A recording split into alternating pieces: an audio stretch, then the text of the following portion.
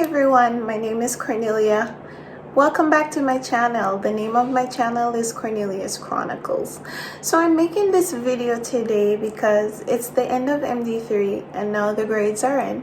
And I just wanted to share with you a few takeaways that I learned this past semester and things that may be helpful to someone. The first question is, coming off of my semester break, how do I feel about my performance during MD3? So for those who don't know, I took a semester off after MD2 for personal reasons. I needed a break. I just needed some time off to regroup, get myself back in the game mentally. And during that time off, I was able to study and get refocused and just get some energy to come back and feel like I can perform. I really was overwhelmed and I just needed a time off, and sometimes you just have to do that. You just have to know yourself and know when you need to just take a break. And so I took that semester off, and then I came back this semester. When I came back, I felt better. I felt more prepared to take on what I was going to face during MD3. Did I do my best? Yes, I do think I did my best. I did a lot of studying, and I did some adjusting to my study pattern, which is I do a lot of practice questions. I use multiple Q banks, and for me, it's important to use Q banks because seeing the information over and over presented in different scenarios helps me to understand each disease process, and just it helps me to remember. And so that's a big deal, especially when it's time for testing. When you're getting bombarded with all this information, if you're not able to understand it and able to apply it, that's where a lot of people suffer.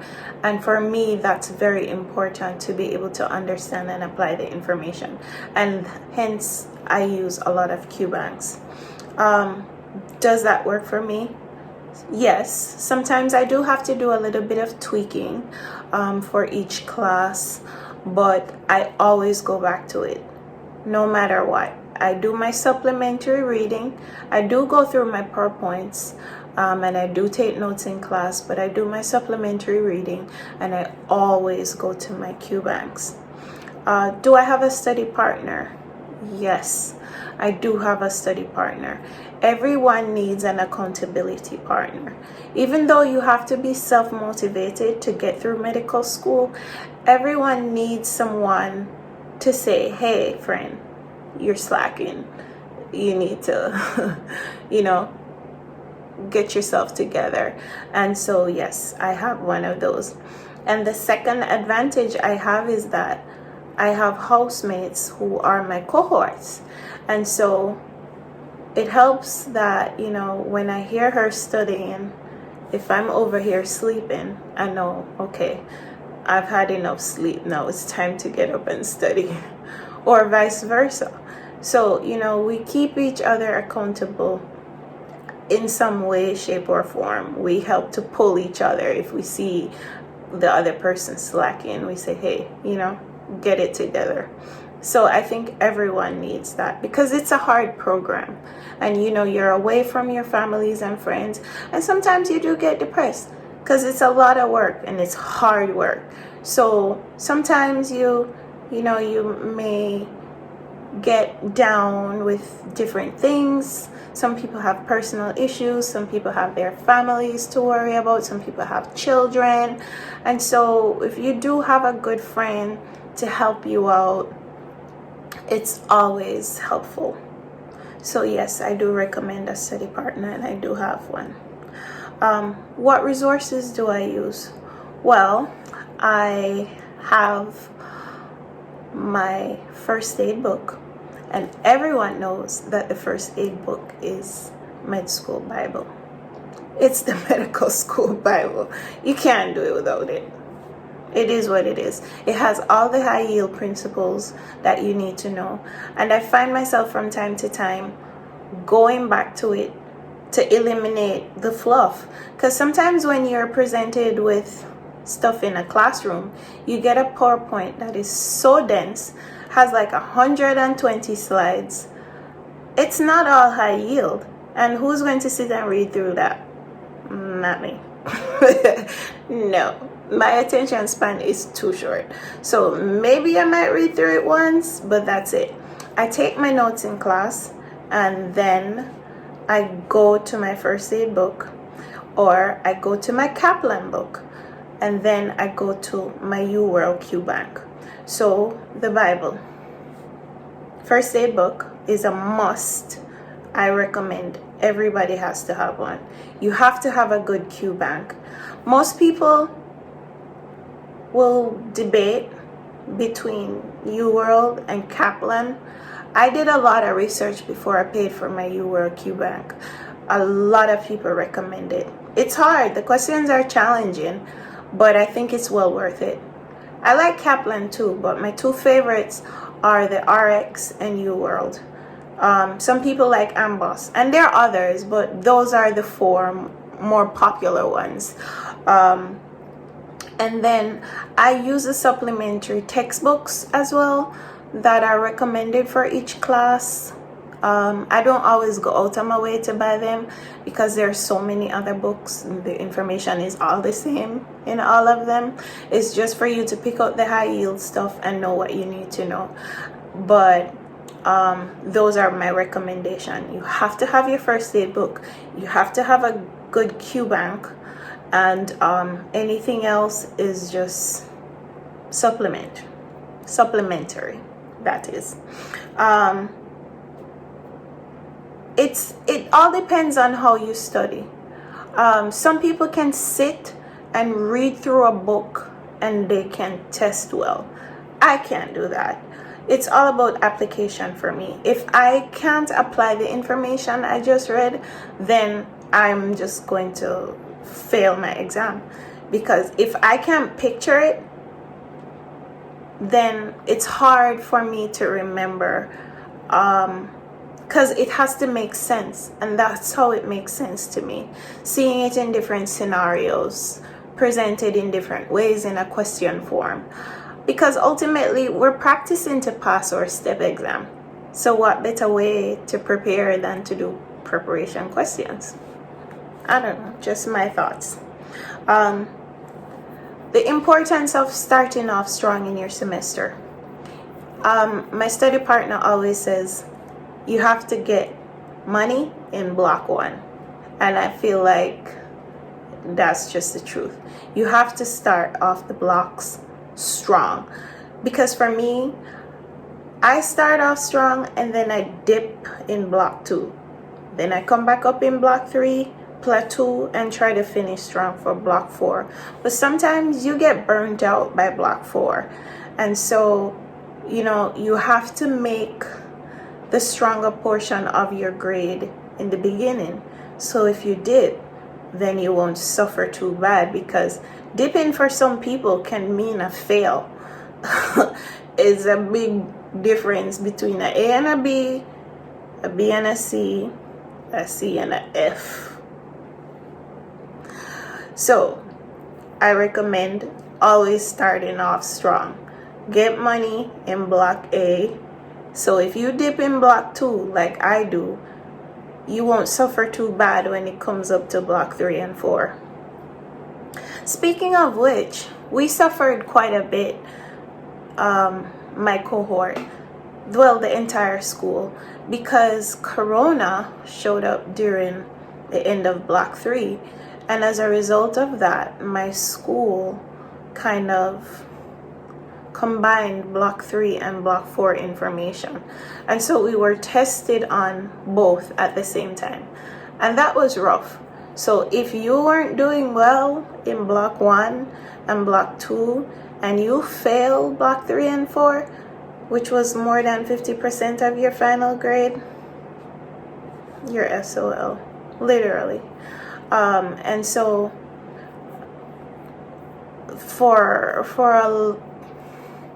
some people, I see how that was a challenge. For me, I stayed home and I literally studied every day, all day. I was getting money in block 1, 2, 3, and 4 because I knew I had a lot to prove to myself. And did I do my best? I tried. And at the end of the day, that's all that matters. You tried to do your best. You did your best. You did everything you could. You left it all on the table. Then you can say, okay, you don't have to feel guilty. You don't have any regrets because you know you put some time in. And I did that. Corona allowed that because we were all quarantined. We were stuck in the house. There was no excuse. So I used that time to really study. And it manifested in the block 3 and 4 grades. What happened, though, I got seriously burnt out for my last exam. My last exam was epidemiology, and I feel like I was so exhausted, I was out of gas. Like for real out of gas. And so I feel like that exam kind of suffered. And it wasn't a hard exam. I felt like my professor, she felt sorry for us. And she really did try to help us out. But I was so burned out, like I had nothing left to give because I gave all my energy to the heavier courses. Pathology, microbiology, even psych. And so I literally felt like I was out of gas for epidemiology. So in retrospect, I wish I had more time to study for epidemiology. But yes, you have to be careful of exam fatigue because it's real. You know, what we're doing is really hard. And so you have to pace yourself, put yourself on a schedule, and give each class, I can't even say give each class equal amount of energy and effort because they're not weighted the same. So it doesn't even make sense me telling you that. But you have to give each class, a decent amount of time because yes, the end result is passing steps, but you still have to pass your classes. So you don't want to have to be wasting money and time redoing classes that aren't hard classes in the first place. You just needed to focus. So, just do what you have to do so you won't have to do it over. How were my professors? I really liked my professors this semester, actually. I liked my patho professor. I liked them all. They were all good. I felt like they all gave us what we needed to know. They all taught us the high yield stuff, but they expected you to go home and put in some work and do the rest. And it manifested in how they tested, especially in pathology. My micro teacher, she was pretty good too, but she'd tell you, I'm teaching you this, but you need to know this specifically for testing. And so I appreciate that. I appreciate when a professor can say, hey, this is high yield. Don't forget this. You have to know this. Like, I appreciate that. Like, yeah, thanks, And so because of that, I do make an effort to write notes in class. Like, I'm a big note taker because I need to write down the high yield stuff, draw a red circle around it because I don't want to forget it. And I need to make sure it's in first aid book so I could keep going back and reading it and looking at it because I don't want to forget. So did they teach us high yield? Yes, they did. Did they give you every single thing you needed to know? I don't know because you're supposed to go read. So that's what I did. That's what you need to do too. Do your questions, do your supplementary reading. So if there are any gaps, you have to fill that in yourself. And that's how I feel about that. How did Corona really affect us? Other than having us have our block 3 and 4 exams combined, I feel like Corona kind of decreased morale a bit because it split us up. You know, people had to fly home, they were scared, everybody was running back home, whether it be USA or Canada. I opted to stay. I felt like I was safe here. Initially there was only one case here. Now, a few weeks into the pandemic, we are at 14 cases here, and so I actually felt comfortable in staying, taking the necessary precautions while I'm here. I mostly stay inside because I've been studying, so there's really no need to go outside. I went to school though to do my exams in paper form, but there was the option to do it online, proctored, but I did them in person in the classroom. So just that part, it kind of messed things up, you know. So not being in the classroom, not being able to, you know, interact, it kind of decreased morale.